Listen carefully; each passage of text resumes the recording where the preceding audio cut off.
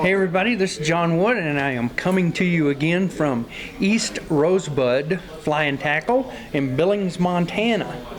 Today I want to do for you, this is a modified fly from Charlie Craven.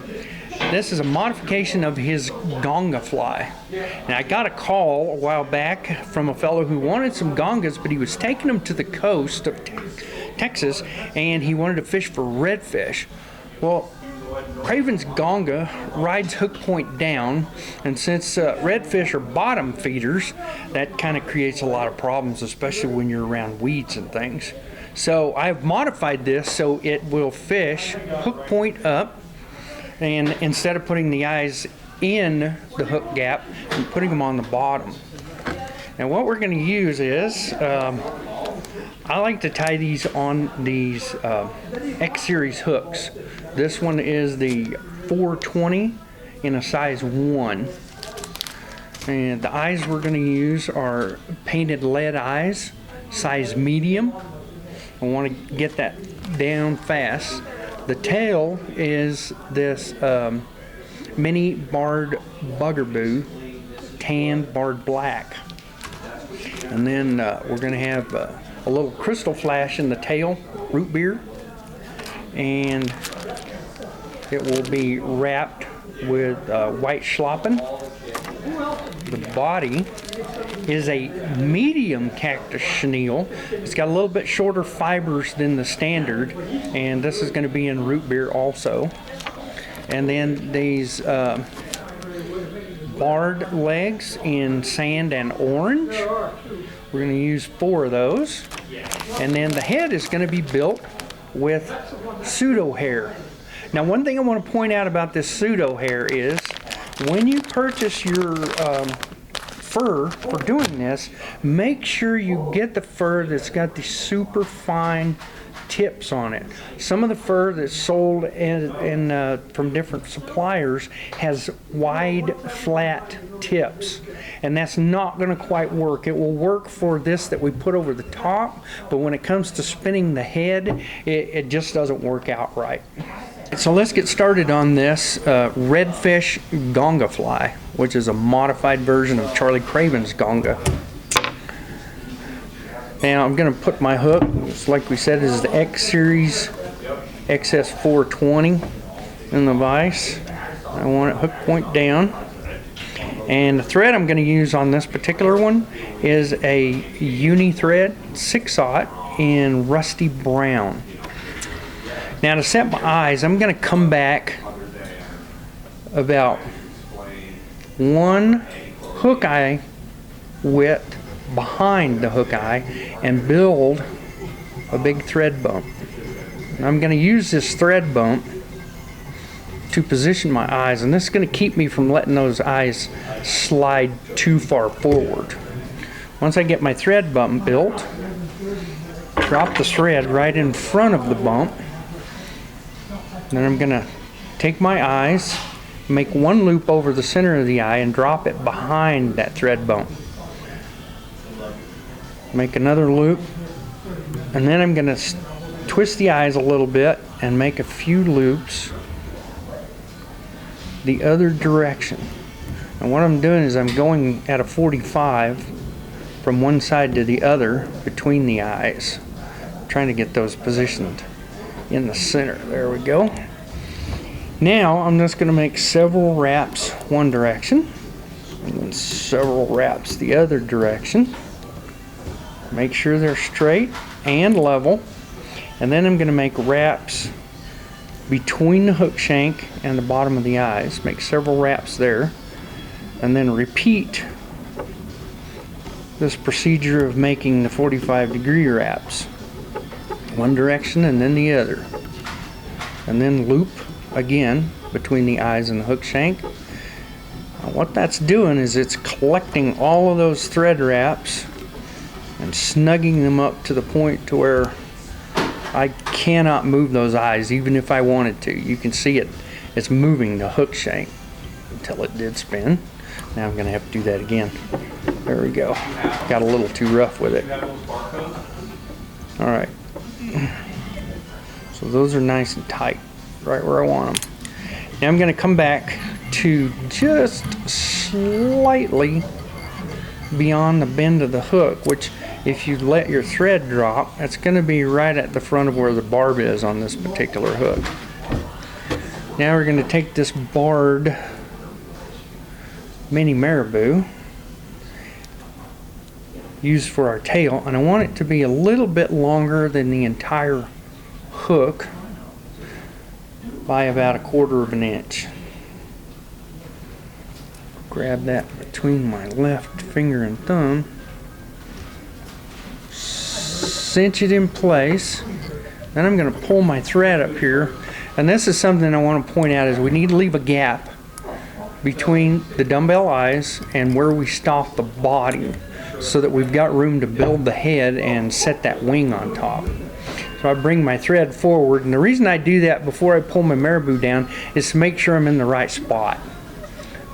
And then I can just lock this marabou down really good, exactly where it needs to be.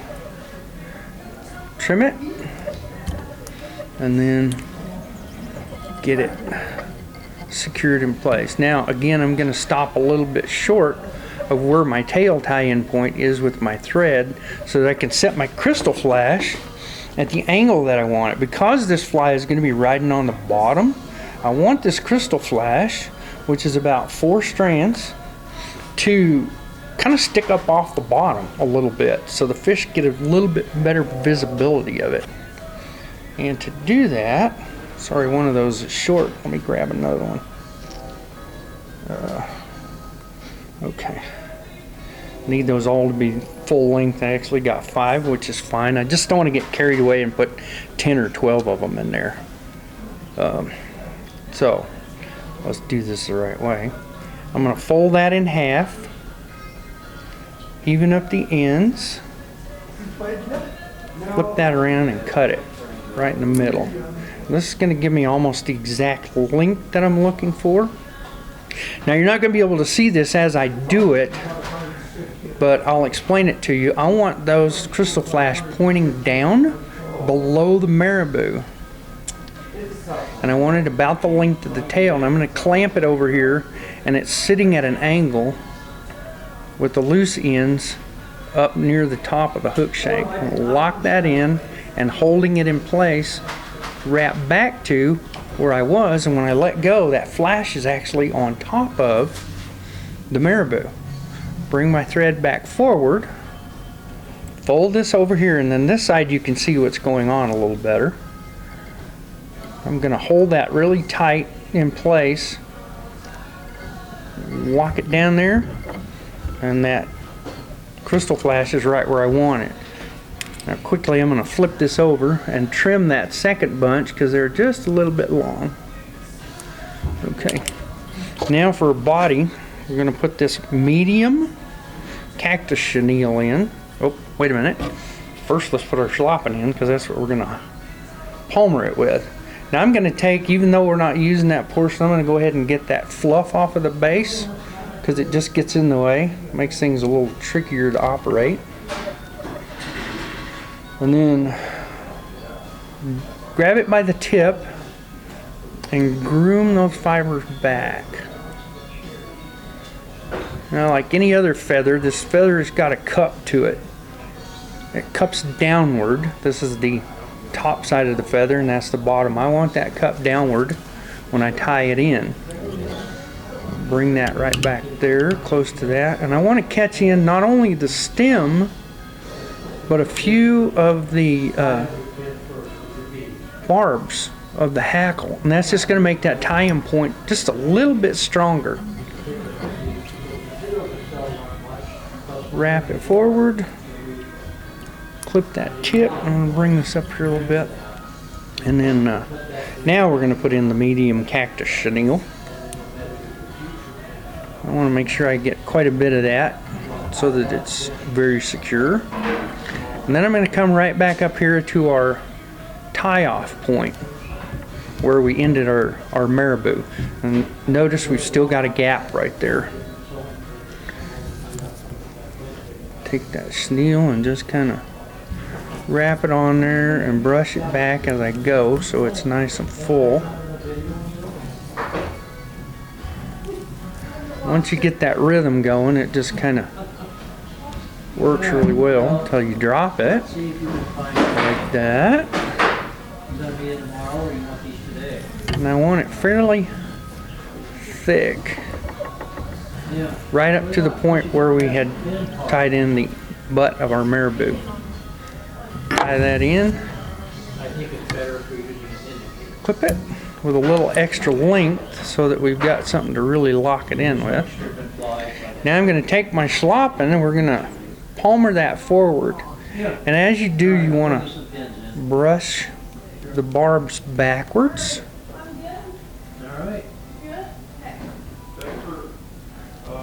And just kind of, well, that's not, got to get that up on top of that chenille so it'll stay in place. There we go. And I'm going to kind of try to make about 6, 7, maybe even 8 wraps here. Just keep that stuff back. Keep all your barbs going back as we go around. I want it to be fairly thick, but you can see that cactus chenille is still showing through there as an underbody.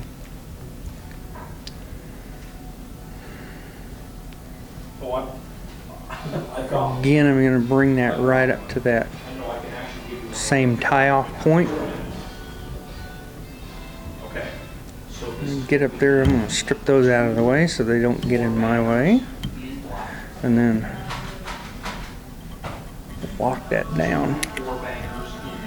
And again, I'm going to trim this so I've got a little bit of a stub. I can brush the barbs back with my left hand and then catch that stub and make sure it is completely secured. And then I'm building a little taper right here in that gap. You can see that pretty well, I hope. Now I'm going to go upside down and we're going to put the legs on. And these are the bicolored, this is orange and sand, and it's got some glitter in there. And I want 4 legs. Clip them off at one end, off of the other end, and grab them by the ends. I want my thread right up behind the eyes. Pop them over the thread, even up the ends, and then just kind of pull it upward and lock that down. Now, holding tension on the thread, I'm going to pull that half of those legs over to one side and lock them down at what would be about the 10 o'clock position on one side, and then use the other group and go to about the 2 o'clock position. And that kind of keeps them from being on the bottom side, but they're going to be in a good position for coming out behind the head. And so they're not in the way while I'm spinning the head. I'm going to take these and put them in my handy dandy material holder. Just kind of lock them down in there a little bit, if I can get that to work. Come on, spring. There we go. Hold them back. Now I don't have to worry about those getting in the way. Dampen that and push it back. Now for the wing, I'm going to take some of this pseudo hair and I'm going to use my scissors to kind of pull some up, separate it from the rest of it. You can see I've got about 2 inches of hair there. That's maybe a 1/4 inch wide or more. I'm just going to clip it as close as I can right down on that cloth backing. Now I want to take this and using a brush, this is a eyebrow brush, any kind of brush will do. I want to get all the short fibers right out of the base. I just want the longer stuff.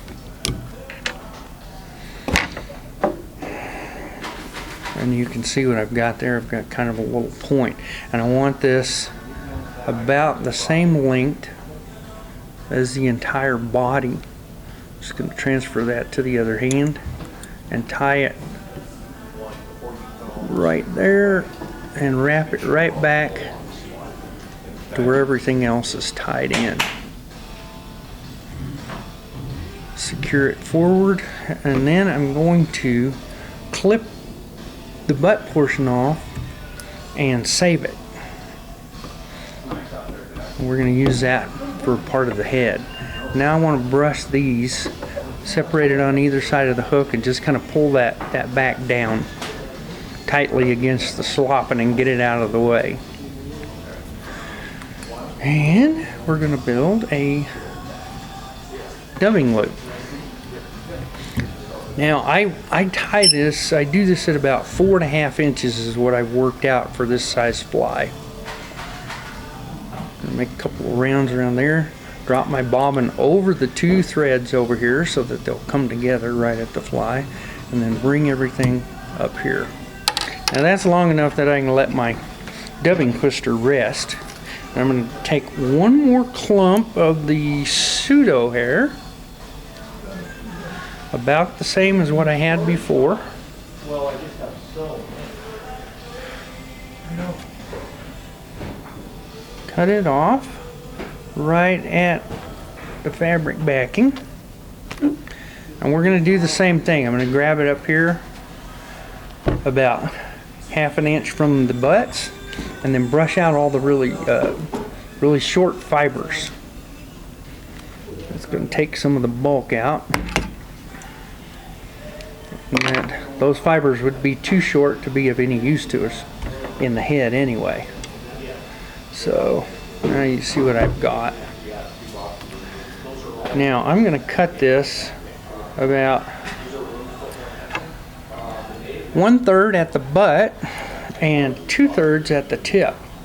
And we're going to use these in our dubbing loop. And we're going to start with the longer pieces from the tips. Get some dubbing wax on here. You want to kind of liberally coat this to make sure everything's going to stick. No blobs, but you definitely want it really well waxed. Get all those blobs off of there. Now, again, I'm going to take these tips and I want to stick the butts through there. It's just easier to handle them that way because the butts are a little bit stiffer. Opening this up with my fingers on my left hand, slide that up there till you bump right up to the eyes. Don't go past that, because when you start spinning, you won't be able to get that hair to spin where it's behind the eyes in the dubbing loop. Now I'm going to take the portion that I trimmed off from the wing, open it up, and again open that dubbing loop, slide that in there, kind of tap it down in place, and I'll show you what this dubbing loop looks like before we start spinning it. And then this last little bunch, work that in there. There we go. Now what that's done is it's kind of created a slight taper. I've got my longest hair right up here because I want to kind of create a bit of a shroud. Now I can just spin that. And I don't want to put too much pressure on that as I'm spinning it, because if you pull it too tight, you don't get as much spin up here. You want it snug but not super tight so that you do get spin near the fly. Otherwise, all your spin, if you pull that too tight, I've found, you end up with more spin here than you do near the fly. You can see it's starting to kind of clump up a little bit in the center. That's where I want it. Don't want to overdo it because you'll break that thread. It's not that strong. Now I'm going to take my brush again and I'm just going to kind of lightly brush that out. You want to be careful brushing against the threads so that you don't cut it, especially if you're using a metal brush because the tips are pretty sharp and it'll cut that thread. And then you're starting over. And we've got a lot of time in this fly. I don't want to mess it up now. All right, now with it up like this, we want to save our thumb and finger.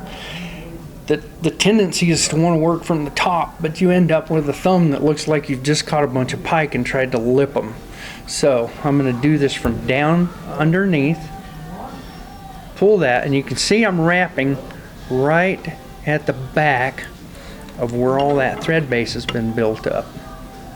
And do the same thing, and I'm going to wrap it kind of like a hackle. I'm just going to go with the next wrap right in front of it. Don't let yourself pull it back on to where you're stacking, because you'll end up with a big, thick, bulky back end of the head, and you won't have enough left for the front. So I've got 3. This is my 4th wrap right here. And you can see that that head is kind of thick. I'm going to go 1 more, and I'm squeezing that right up in behind the eyes, right up in that little dumbbell gap. And then as I come around after that 4th one, I'm going to pull the fibers back. Let me get my thread further a little better. And as I'm coming around, I keep pulling that back, and that's going to fill that gap between the dumbbells. I'm not sure you can see how far back that thread is, but it's right back between the dumbbells. And just keep doing that until we've run out of brush. Now in the beginning I said I made my loop about 4.5 inches. You can see that I'm about a 1/2 inch here, and then we had about a 1/4 inch. So you're using about 3 3/4 inches of dubbing loop. Now once I've got the brush all used up, I'm going to wrap my tying thread twice around the dubbing loop thread, and then make a couple of wraps in front of it. Now I've got my dubbing loop locked down. I'm going to trim it back here. Now before I do my whip finish, I want to make sure I've got all of this fur groomed back as best I possibly can. And I can see the end of my dubbing loop, and I want to make sure that I'm grabbing that with my wraps prior to doing the whip finish. I want that dubbing loop secured because I don't want this head coming apart when I'm fishing it. There we go. And then just put a nice solid whip finish on there. Trim it, and now we can trim the head. Here's a little product I really like. It's this bucket, this trash bucket. I really love that because I don't have to worry about this stuff going everywhere when I'm doing a trimming like this. Now I'm just kind of using my brush to pick that hair out, tease it out, and get it all standing straight out from the hook shank. What I don't want to do is get this hair that I tied in for the back caught in that. So make sure you keep that groomed out of the way. Now I'll start with the back, with the bottom of the fly, and I'm going to cut this way right here, and then that way right there. You can even pull up on these hairs and get that bottom cut perfectly flat. And this is something that's slightly different from Charlie's Gonga, because the head is rounded on that one because it's meant to swim through the water column. So got that bottom trimmed good and flat. Now I'm going to come here and trim in front of my eyes one at a time.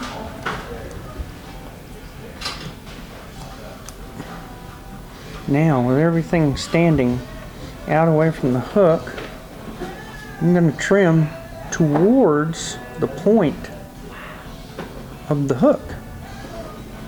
And that's going to give me the head shape that I want. You don't want to get too carried away and trim it flat, because then you're just trimming your head off. And then for the sides, you can see that's kind of flared out right there. And I don't want to trim all that off because I want the transition to be kind of subtle. So I'm kind of lift as I trim. Deal with that credit card and that's going to give it, as you can see, a subtle transition. It's not a sharp edge. I emailed them, yes. Do the same thing over here. That means they're going to send me a new. I haven't heard back yet. Like that, use my brush all the excess off. Now I'm going to release my legs, and I want to trim them to where they're just a hair longer than the tail. Now I'm going to pull this out of the vise and do one more little trimming from the other direction, just to kind of contain everything. Again, I'm putting my scissors and cutting from above the point of the hook so that I don't cut that too short.